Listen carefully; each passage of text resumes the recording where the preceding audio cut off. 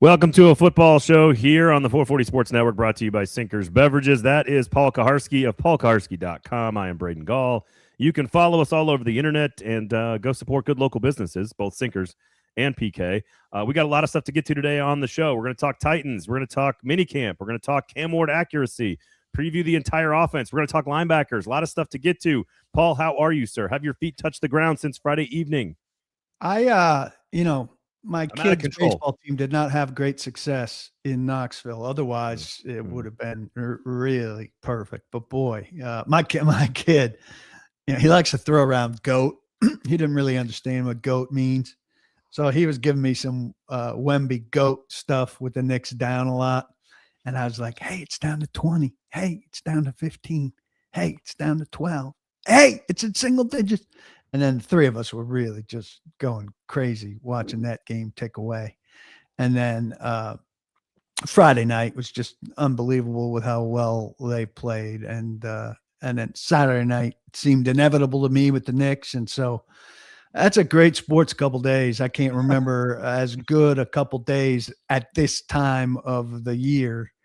And so, yeah, I'm pretty enthusiastic about stuff, except there we go. Never mind.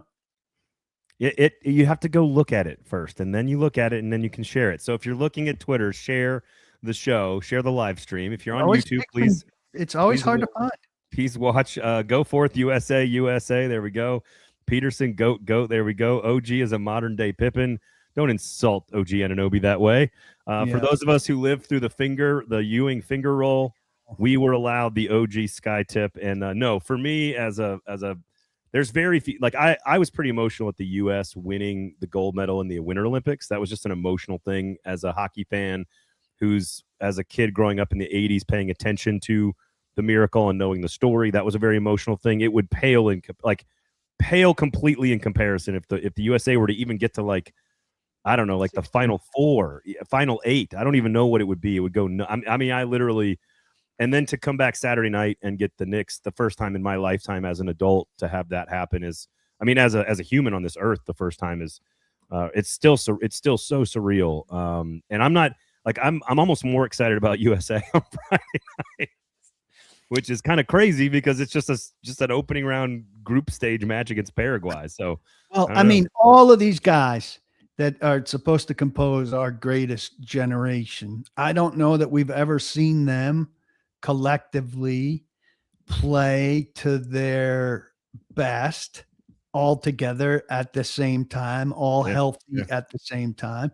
And this was the moment for them to go out and do it. And everybody played great. The collective team effort was such an American thing to get at the prime time. Now, people are being too presumptive now, I think, with what happens going forward, and Australia played awfully well. I'm terrified. Yeah.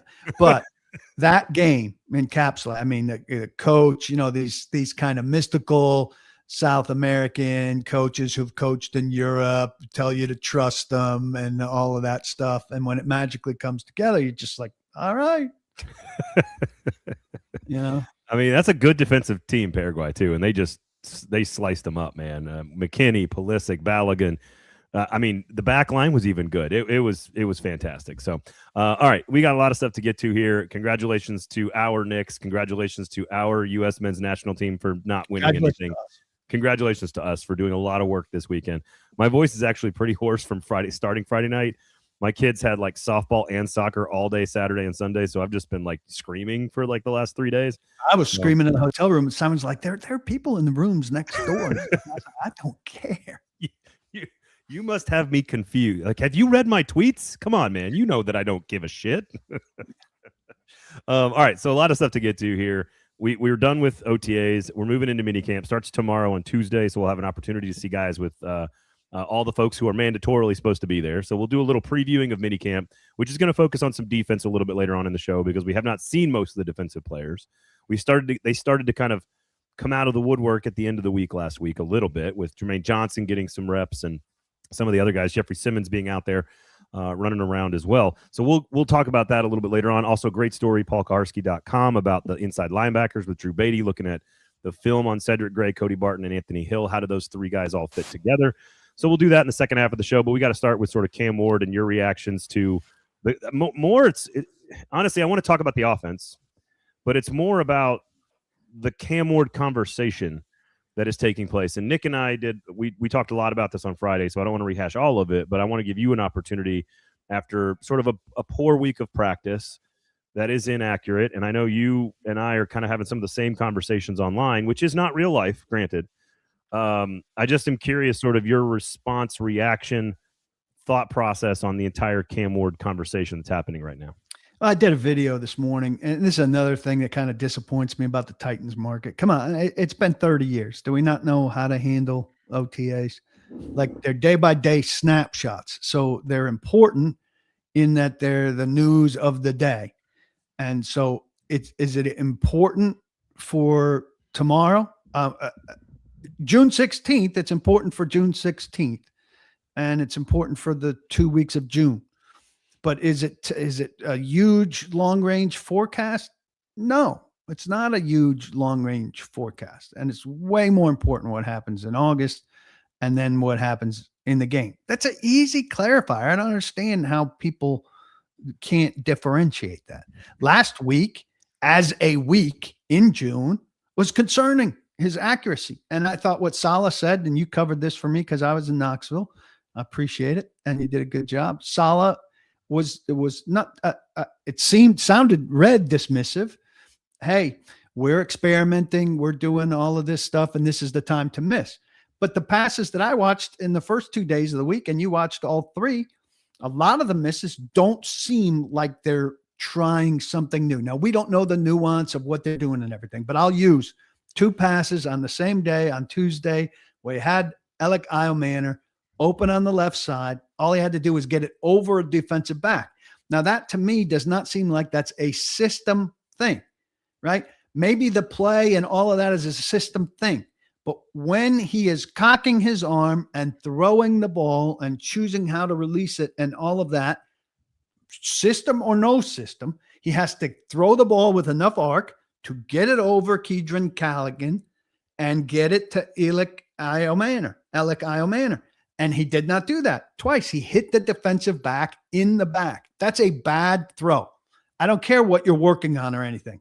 Carve out the cocking the arm, the throwing the ball, and the targeting of the receiver and how you're getting the ball there. And he did not do a good job of it. And I want a second-year quarterback in June to make that throw without any real thought or anything. It should come absolutely natural. And so to me, I say on that day, he's got to make those plays. I think what's really interesting, and I think this is an important conversation that actually does happen on the sidelines with the press at practice, training camp or OTAs or this week at minicamp. And that is there are throws that are clearly a throwaway, right? Especially in the 2-minute drill where he drops back, everyone's covered. He takes 2 steps out of the pocket, throws it 4 feet over someone's head, which frankly is better than what he did last year at times, where he was throwing it a little too close to people on the sideline. So that's a throwaway. So it's almost like we don't count that one. And we saw some of those Monday. I think we saw fewer of those Tuesday, and you tell me about Thursday, not as much. So the problem is that, and then there's throws like that I would put exclusively on Cam that are not the system. So the other end of the spectrum, right? Some of them are like the system called or the play called for you to throw it away. I think the ones that are the most concerning, because I'm going to build up to the middle ground throws where we don't always know exactly what's going. Like, it doesn't look like a throwaway, but nobody's really open. So does the coaching staff want you to try to force it into a window, or do they want you to do what they want you to do in a game, which is, hey, give the receiver like a 5% chance at the catch. And if you miss long and outside because the receiver's running a long and outside route, even though we know it's an extremely low percentage pass and everybody's covered, so you're not going to throw it into dangerous areas. That's sort of, there's this gray area of throws where it looks really bad, but you don't really know if hey, there was nobody open on that route, and you don't want to throw it right into coverage. So make the throw. It's probably going to look inaccurate, But if by chance your receiver breaks free at the last second, he can make an elite play, and all of a sudden you take your shot at it. And there's lots of those happening, and that feels systematic based. Then there are the throws, and especially in the flats and to his right, where it is a running back and he just doesn't throw a catchable pass. And that is something that I don't think is related to the system. If you want to argue timing, maybe, but I don't think that is a throw where, like, if a running back is going out into the flats, whether it's inside shoulder or outside shoulder, you got to throw a catchable pass to a running back in the flats. Like, that's what you got to do. Not only does that need to be a catchable pass, that needs to be a really well-placed pass that sets him up for yak, right? Because that pass isn't just about the completion. It's about setting a guy up to gain yards, hopefully to beat one man and then have some space to run. Tajay Sharp, if he's catching a ball and going down, that doesn't help you. If he's catching a ball and getting tackled, that doesn't help you. He needs to have a chance to beat a guy. That's right. And so here, the one thing I would say, because I agree with you, I think there's a handful of throws. There's been a couple of throws. So there's another one, and I think it was Thursday. So you weren't there, but there was one on Thursday, I think, where it's sort of like an outside fade route. It might have been Io Manor. And there was nobody between. The reason you make the throw is because you have rolled up press coverage with no safety help and nobody on the boundary. Meaning you've got space to throw the football outside the corner and give the receiver the only one the chance to make the play. It's about a 15 to 18-yard route. You kind of fade it out to the left. Is he probably going out of bounds with the catch there? And probably. And he threw it 5 yards out of bounds. And his concern from last year is this out deep and outside the numbers, right? Like, that's the thing we're concerned about. When he locks it and throws it down the middle, he's pretty accurate. He's generally pretty good about that stuff. And that's where most of his big completions in practice have come. I just think it is, I will say, it is hard in headline form because you people that consume the algorithms are not, you listening to this show are different, but the people who consume the algorithms and aren't taking the time to understand that two things are true. This is a snapshot in time in which he had a bad week, and we need to talk about that, but it doesn't mean that he's going to be good or bad in the fall. We just don't have a clue. And I would argue, but talking to the young players, talking to Trubisky, listening to what the coaching staff is talking about, like, I think Titans fans should be far more excited about their offense taking major steps forward next year than they should be scared of Cam Ward not taking steps in his accuracy. Does that make sense? Yeah. Yeah, that makes sense. But, and also, I don't know. I don't want to give much credence to this, but I do think it's worth saying, like, he is a little bit of he's a meticulous guy. I'm not going to say that, but I also think, like, he is the kind of guy that will ramp up when things get ramped up. Yeah. Right. So when the pads come on and the stakes get higher, I'm not going to call him a gamer. There's no such thing in the NFL as a gamer. There's no such thing in pro sport as a gamer. Maybe the NBA a little bit, but the fact of the matter is, and the NBA has enough star power kind of things where they control the coaches and everything. But if you don't practice well in professional sports, you don't get a chance. Yeah, you don't get a chance. Now, Cam Ward could not practice well, and he's getting a chance. But it's not like he's thinking, "Oh, this doesn't matter, and I'll be fine." It's not Dennis Rodman. It's not Dennis Rodman. Refine your game yeah. during the week and during camps and during training camp in order to be ready. And he knows that. So I'm not saying he's not doing that, but I am saying there is a little bit of Salah said as much. The Players Association works very hard to get this to be casual, to be as casual as it can be. And there's a certain built-in casualness to it. So Salah said as much to some degree when asked about all of these things. He is at his best in the move the ball situations. And sure enough, on Thursday, right after those comments, he was at his best in the move the ball situations. And those are the most real life situations. That's real football. 100%. And it's the quick decision making. Just go play ball, make it fast. A lot of short passes, take your shot. A lot of short passes, take your shot. And he was, I think, 6 of 8 passing on Thursday in that situation. I just think that we can, like, and this is where I kind of want to look at the entire offense to some degree. I I am torn between because we're going to talk about this on the hot read this week around what really makes Brian Daboll's system more fluid, for lack of a better term, versus Callahan's system being more putting Cam in a box. I want to dive into what that actually means from a passing route combination standpoint, and what does that actually mean for Cam? What kind of routes are you throwing? What kind of situations are you putting him in? And I'm going to have James kind of dive deep into that.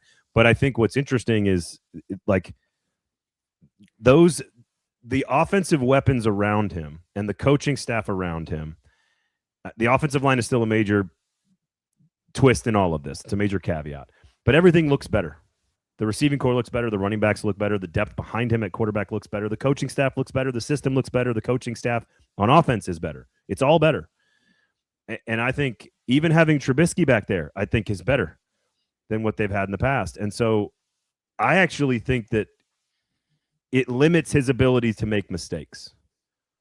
And I think as long as you eliminate those rookie mistakes, the real bad ones that he kind of got rid of in the second half of the season, I actually think you get to 62, 63% completion percentage, and you're going to have a pretty productive offense.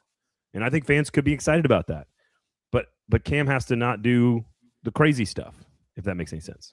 Go to Rob Neal here. I read his earlier thing. Let's get this Restrepo thing out of the way. So he's talking about Edelman's development and Amendola's development and all of that. Listen, I'm not disagreeing with any of that. I don't think Xavier Restrepo is in their class. You're going to insist on it. I can't help you on that. But he's saying those guys were long projects and they took time. Well, the reason they were long projects who took time is because, let's say in both of those cases, the Patriots weren't investing resources in wide receiver. They were doing other things. And so they were looking to create wide receivers and they had time. The Titans have invested actual resources in wide receivers, right? So they don't need to create Xavier Restrepo and wait 4 years because they drafted with the 4th round their 4th and 5th wide receivers now in Alec Iomanner and Chim DK. So they don't have to wait on Xavier Restrepo to get better than their worst wide receivers in their rotation, because their worst wide receivers in their rotation, 5 and 6, are better. You say Restrepo's consistency, Osborne's experience, and Montgomery's explosiveness should make guys like Ridley or Oliver and Kinsey curtailed or tradable. First off, Ridley's not tradable. He took less money. This is going to be his last year. Those guys are not getting ahead of Ridley if Ridley is healthy. Restrepo and Osborne and Montgomery, that's a fantasy land you're living in. Oliver and Kinsey curtailed or tradable. Kinsey has 0 trade value. He's also not going to make the roster. He's not going to make the roster. Oliver is vying for the last spot and is in front of, Restrepo and Osborne and Montgomery, because what you want in your 6th wide receiver is elite special team stuff, and this guy has the potential to do it. So you can prayerfully root for X, and maybe X winds up somewhere else and grows into the guy you're thinking about. But the Titans right now clearly have 5 or 6 wide receivers who are better than him. And his best hope right now is to wind up on the practice squad. And it's unfortunate for him. You're talking about him being the same size as Wan'Dale Robinson. But Wan'Dale Robinson is a proven NFL receiver with 1,000-yard seasons. And so they're going to play a guy that they paid money who is a proven NFL wide receiver with 1,000-yard seasons. And you're living in a fantasy land where Xavier Restrepo and Wan'Dale Robinson are of the same ilk. One of them is the top 2 receiver for the Titans, and the other one is a practice squatter or a cut. I think Kinsey's not even close to the roster. I do think Osborne and Oliver are battling probably with Montgomery and Restrepo for one spot probably, but I think Oliver had a very good on that. I would put Oliver, Osborne, Montgomery, Restrepo. Yeah, that's probably the order. Restrepo had a solid week. I think Oliver had a great week last week, and I think Osborne has, every single practice I've watched, been higher on the depth chart than most of those other guys. I think Restrepo and Jim Wyatt put out a catch count this week, and Restrepo's had the most catches through this thing, but I think Restrepo also plays the most snaps because he's playing. He'd get a couple snaps with 1s once in a while, depending on who's around, and then he'll get a lot of snaps with the 2s, and then he'll still get a few snaps with the 3. They also did this on Thursday, and they might have done it on Tuesday. You can tell me if you remember this or not. Split side. But they split the two quarterbacks. They put two quarterbacks here and two quarterbacks there, and you know which two quarterbacks were in the quote unquote ones and twos, and the Levis and Hooker are over here with a bunch of Restrepos. I don't know how Jim's keeping count of both of those things. I mean, I would only be counting the ones. I only watched one half of the field. But I noted who was in that group and who wasn't. Yeah. And Montgomery's not in that group yet. Neither is 87. 80 kind of goes back and forth to some degree. I don't think I'm giving anything away here. I think I'm allowed to say that kind of stuff. So I just think receiver is what we're saying. This is what I wanted. This is what I really want to say is like, I think better. Like Khalil Mullings is one of the only players in the last year's draft class that appears to have a lesser role this year. Yeah. So that's a great sign for the class in general, but it also means that you've added Singleton. Spears looks great and is under a contract year, and Pollard is finishing his contract out. Like, they are in good shape at running back. That doesn't include Chestnut, and Singleton is not going to be a super active player on this team, but I think he's a nice supplementary piece eventually. I think at tight end, Gunnar Helm has looked way more active and sort of like the body looks a little different. He looks physically ready to go. Bellinger's a really nice looking piece as well. And I think they've got the pieces at tight end. They're not going to be great there, but they're solid. And we know that Daboll wants to use that weapon a little bit more. So he's going to maximize Gunnar Helm's ability, probably more so than Chig ever was used, because they never used Chig in the first half of the season or the first two quarters of a game. It was always like, oh, let's throw him the ball when we're down by 3 touchdowns and let him make some plays. And then at the receiver, they're deeper than I can remember since covering the team. They're deeper at receiver. So I just think that Mitch Trubisky stepping in and saying there's so much talent on this team in every position group across the board, I don't think that's just lip service. I think there is more here than Titans fans realize. They're more talented than they've been. Let's not go crazy. Yeah, that's what I mean. That's what I mean. And but with that means, because I trust Daboll, I have absolute trust in Daboll to run an offense. I don't have any doubts about his ability to draw up the right plays, install the right plan, attack the defense the right way, et cetera, et cetera.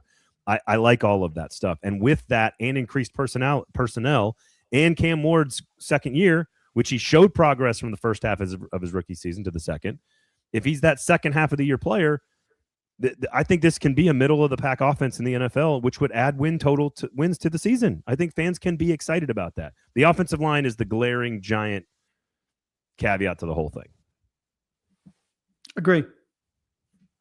Do you think Daboll will be running any kind of 12 and 13 personnel? I think a lot of 12. I don't know about 13. He's said, I mean, and they've said, the league is moving back to some 12. The Rams very effectively did it, and it can create the matchups you want. So maybe in some games that's not going to be the matchup they want, but if that's the matchup they want, and they have a 12, and that's the reason to let Chig go and to go a different direction, because Chig was not dictating any kind of big personnel. Yeah, there you go. PK, you're making too much sense. Stop that, please, says Kroenke. Sorry. There you go. And hopefully a better defense to put the offense in more manageable situations, says Joey. Domenico, am I getting that right? Joey Domenico. All right. Before we move on, Sinkers Beverages. Make sure you check out Sinkers Beverages. When we had our watch party on Friday night, PK, for the U.S. match, I went to the liquor store I think it was Wednesday, and I told everybody this on Friday's show.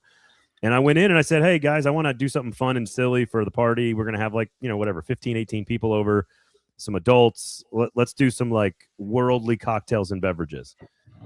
I did not know that you could make a Spanish 75. I didn't know that. A French 75 is gin with a little bit of simple syrup and some lemon and some champagne on top. And I was like, okay, that sounds good. My wife's been drinking those a lot, over the last few years. And they were like, yeah, you can make a Spanish 75. I was like, what? So tequila and lime instead of lemon and gin, and a little cava, and all of a sudden we got a Spanish beverage at our party. We had Belgian beer. We had German beer, all you can get at Sinkers. We had Japanese sake. You could get that at Sinkers Beverages.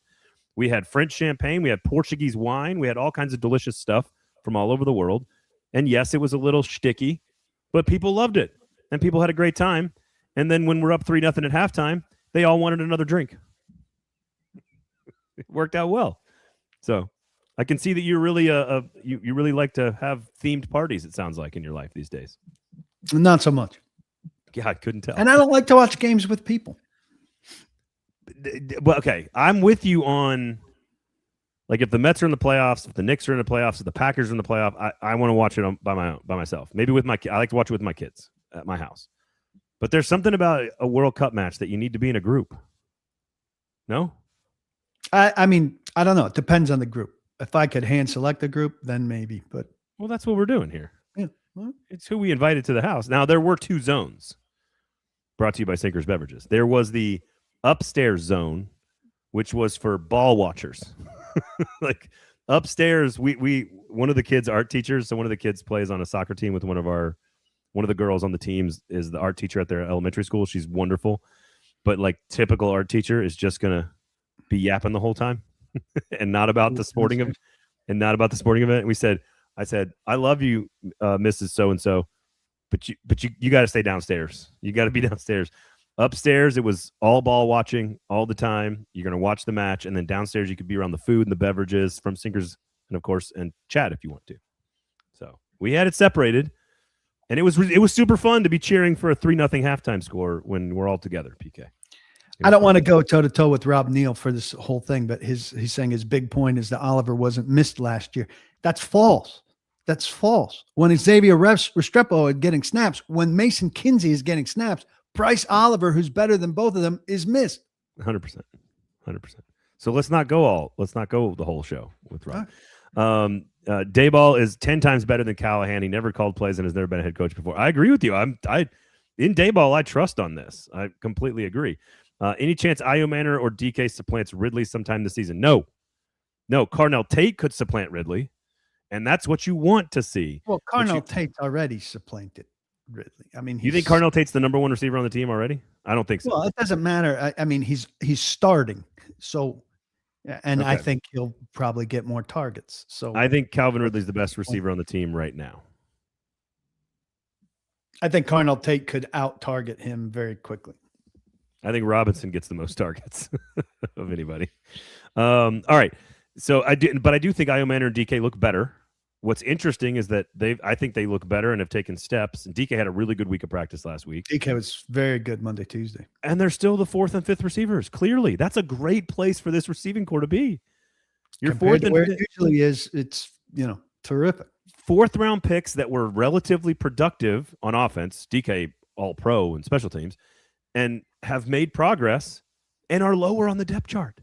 That is what you want as an organization, is to build quality depth. Okay. Now you need to see that from like Femi Oladejo, who hasn't been out here. That's exact parallel on the defensive side. That brings us to defense. Let's talk linebacker first here, and then I want to talk about the defense and what we're going to see at minicamp, because that is sort of the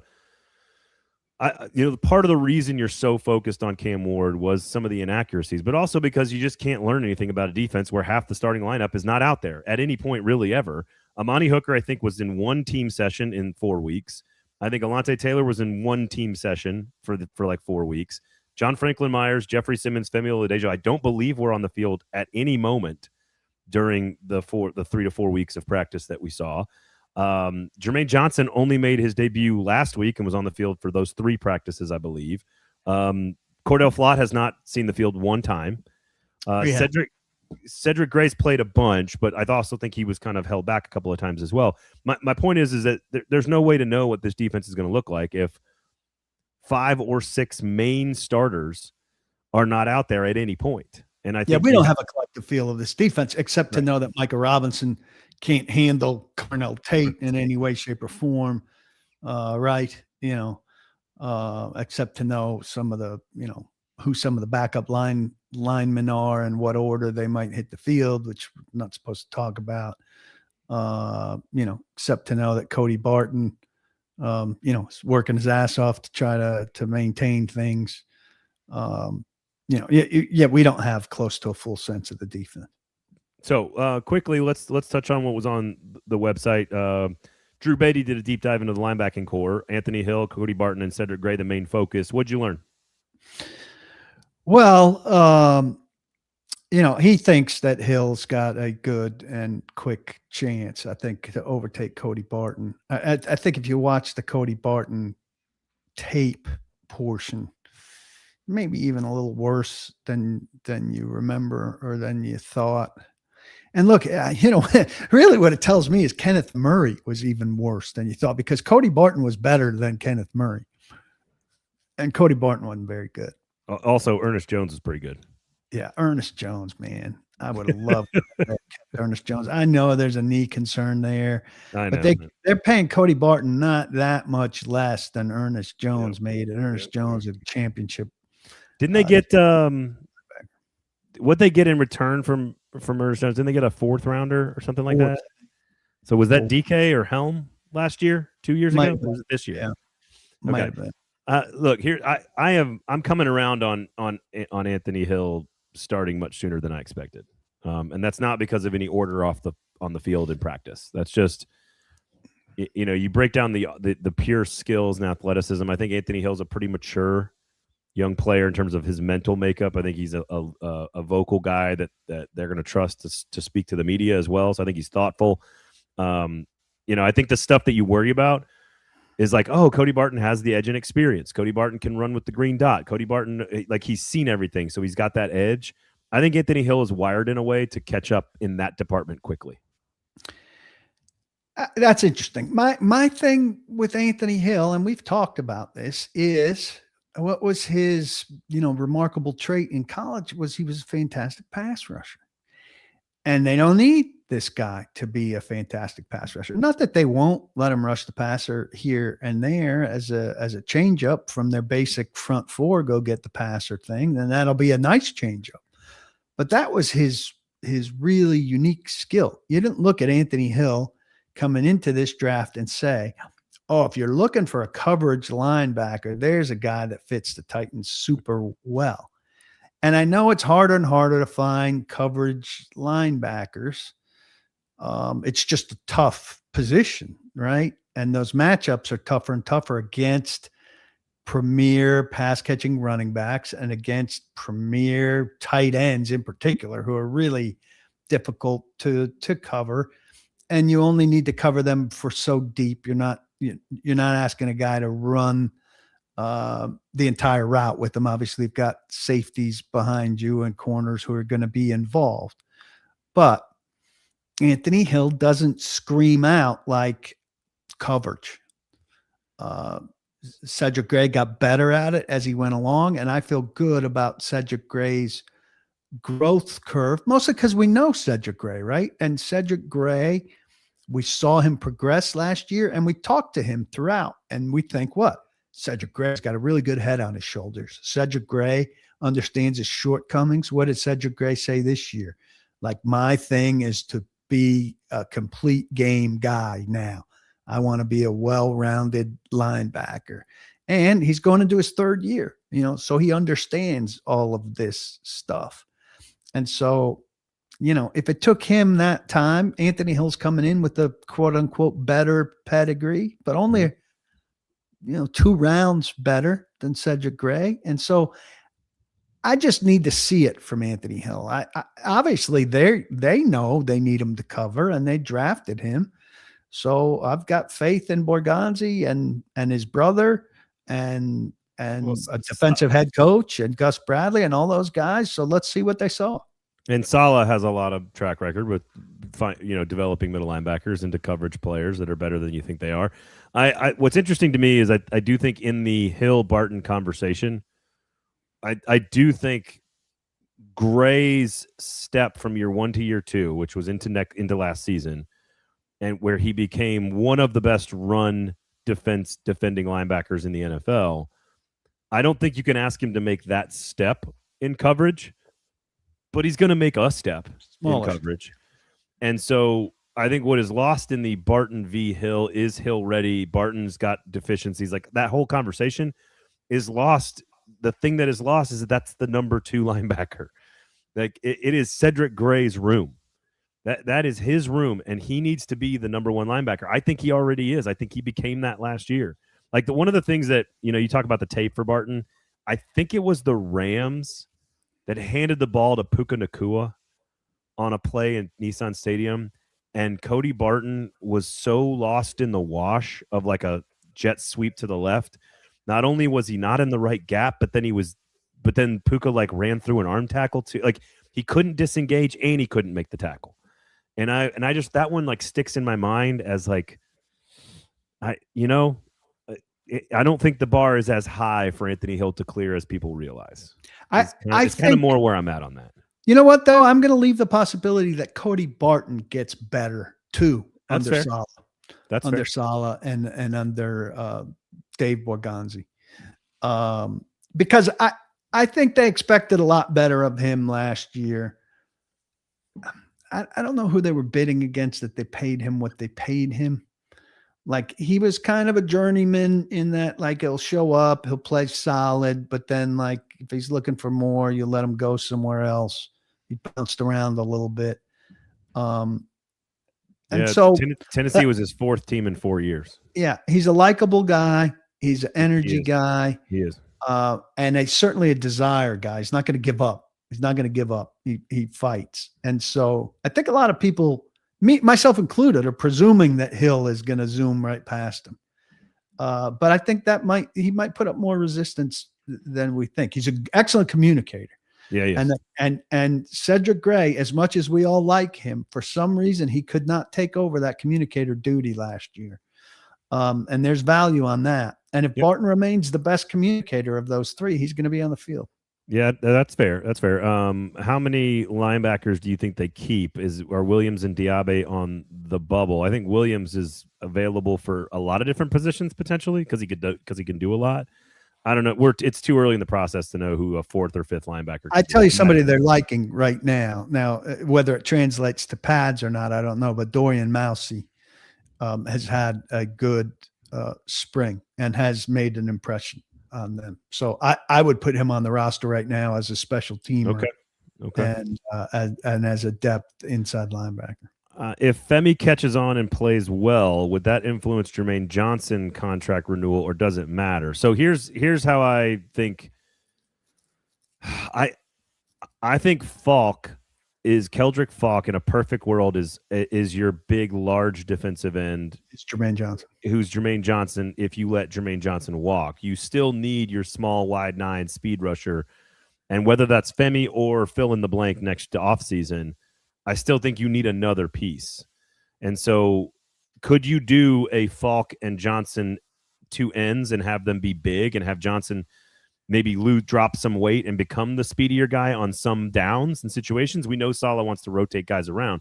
So I don't think that one guy's development impacts another guy's development or future on the team. I think they need a lot of different type of players. And I think Johnson has first-round pedigree and experience in this defense. He's a big dude. And I think he and Falk are going to have an impact on this team.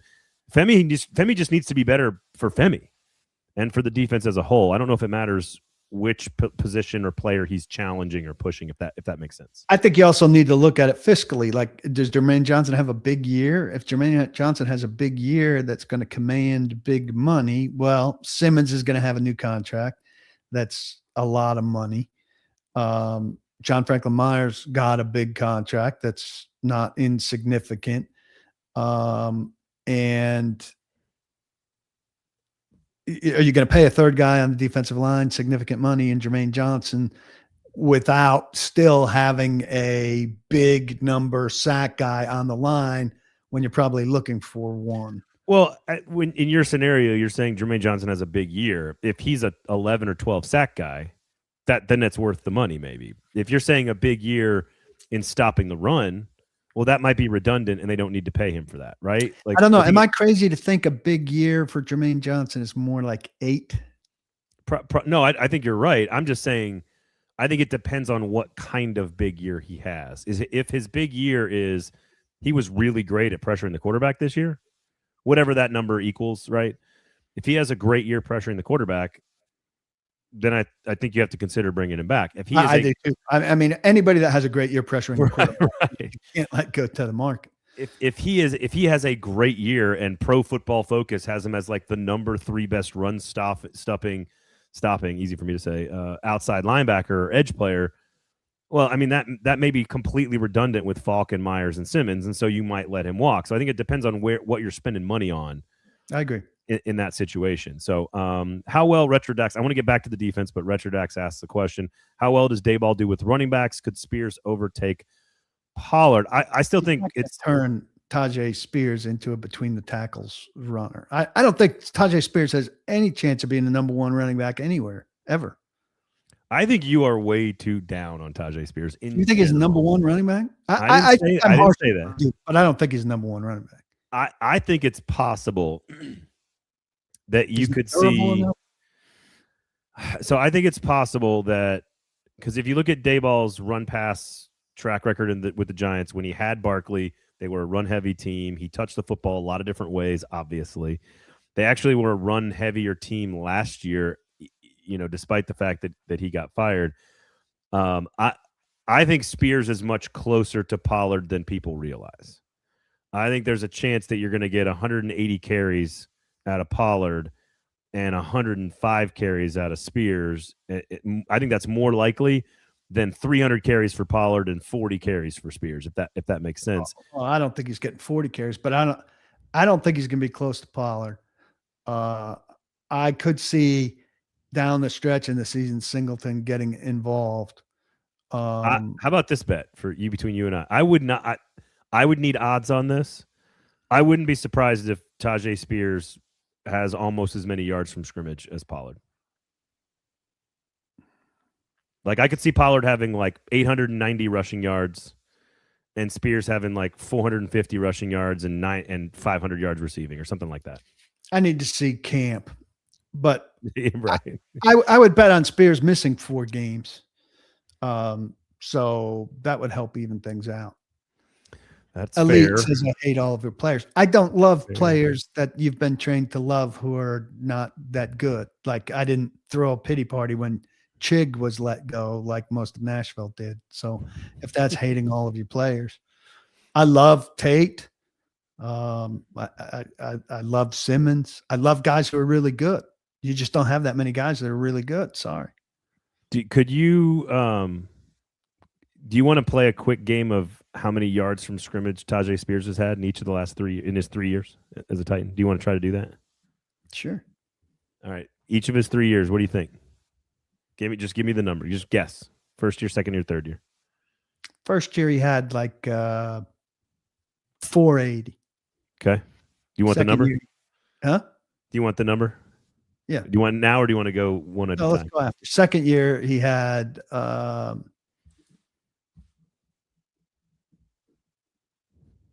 maybe seven. Okay. And third year maybe 850. Oh wow. Okay. 838 yards from scrimmage is rookie year. So by far his highest total his rookie year. That's also because he played 17 games. So he played 17 games that season. To your point about him missing some time, he only played 12 games as a second-year player, 536 yards from scrimmage. So about kind of where you had him as a rookie. And then he only played 13 games last year, so he missed 5, and then he missed 4. So that's 9 games the last 2 seasons, to your point. 547 yards from scrimmage last season. But if you do the math on the 840 as a rookie in 17 games, that's about where he's at for his career. So he could get to about 900 yards from scrimmage. So I'm just saying I think Pollard's clearly number one. He's going to get probably 2 touches to every one of of Spears. So 2 to 1 touches, that's fine. I just think one's going to get a lot more carries. One's going to get a lot more receptions. And I think the number of yards could 1,800. I think it could be closer than you think. I think Singleton is a distant third. I do too. You got to be able to do everything though to be a RB1, and Tajay Spears can't do everything. I don't think he runs up the middle effectively. It's like 3.1.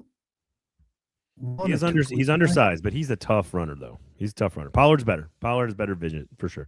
I just think they're good complementary pieces, and I think the running game and the running back room is in better shape than people realize. So again, I'm kind of bullish on the offense taking a major step. But I mean, them talking like it's one of the best running back rooms in the league is ridiculous. If so Titans buying that, they're foolish. Here is my defensive theory for the week that I want to see. I want to, when we are done and Nick and I sit down on Friday or Thursday, whatever we're going to do the show, I want to be talking about the secondary this week. That's what I think you want to hear. I think you want to hear about some of these corners. You want to hear about the safeties. I want more. I want to confirm what I've seen so far in a month of practice from Kevin Winston, because the coaching staff is clearly totally fine with him being extra physical with the offensive players, because they have not told him to stop, and he keeps doing it. He tackled Calvin Ridley basically on Thursday. And so I want to see Winston and Cedric Gray, and I want to see these players validate some of the growth that I thought I saw over the last. That's not a good thing from Winston, by the way. He's got to rein it in. He's going to hurt somebody. No, I agree. But what look at Winston. He can't contain himself. That's great. That's not great. That's undisciplined. It's bad. What? I'm not disagreeing with your point. What I'm saying is the coaching staff, if the coaching staff thought it was a bad thing, they would have stopped it already. And so it hasn't gotten anybody hurt. But I think that next one gets somebody hurt. I hear you, and I don't necessarily disagree with your point. I'm saying that the coaching staff clearly did not rein it in from him over the last month, because I think they're seeing a player blossom into something. And that's what I thought I saw. And I want to see that this week at practice when there's pads on or when there's shells or whatever they're going to wear. I don't know what they're going to wear. And yep. I want to see more of the secondary. I want Marcus Harris to be somebody we're talking about at the end of the week. I want it to be Winston. I want it to be one of the new corners. I want it to be I want the secondary to be the thing that we are talking about at the end of the week, but because they made plays. If Cam Ward carves them up and the new receivers carve them up, that's good. That's fine too. That's good for the Titans. I hear you. But we haven't talked about the defense because we haven't seen it. And I want that to be the thing that when we write down our priorities of the week, here's what happened this week. I hope it is Harris and Hooker and Winston and, maybe we see Taylor. I don't know, but that's what I hope is the conversation. Well, I like where you're going there. Here's the downside of that, particularly up front. If Simmons is out there, which I don't know for sure he'll be. If Simmons and John Franklin Myers are out there together, we're going to be having conversations about Schlotman and Volson and Slater. Can't have one without the other. So we'll be having a conversation about the defense, and we'll be having a corresponding conversation about a weak spot in the offense. So I don't remember if Saleh said that Flott was expected back. I think he did. I hope he did. I hope he will be. I would like to see the complete secondary. So Flott, right. Taylor, Harris, Winston, and Amani. Yep. That'd be terrific to see that whole group out there together.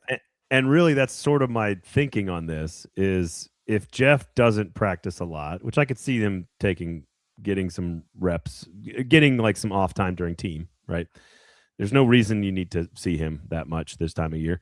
Well, also it could be up in the GM's office. Fair, very fair. That's very fair. And honestly, here's the thing. If John Franklin Myers and Jeffrey Simmons aren't out there a lot, the offensive line is not the story, but Cam Ward has time. And so then the action becomes receiver v secondary. So that's sort of where I'm going with this, is that I don't think we're going to see a lot of information about the defensive or offensive lines this week. I think the secondary is going to have opportunities to make plays. And so if they have opportunities to make plays, let's see what happens. But that's what I hope when we sit down on Friday or whatever we do the show. Number one on the sheet of notes that we're taking is that we got to talk about is the secondary. That's what I'm hoping. That's what I want to see this week. And then as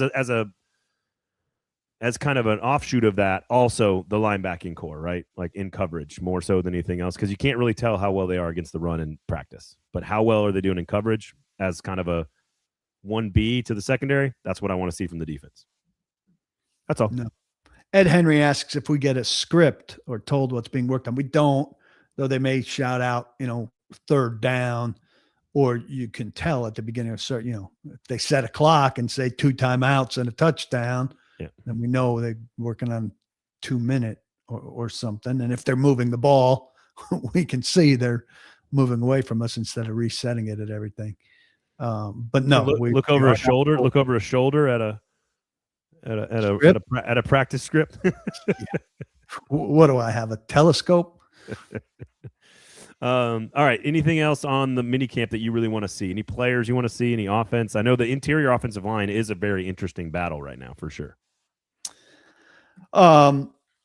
You know, I think you'd like to see Levis.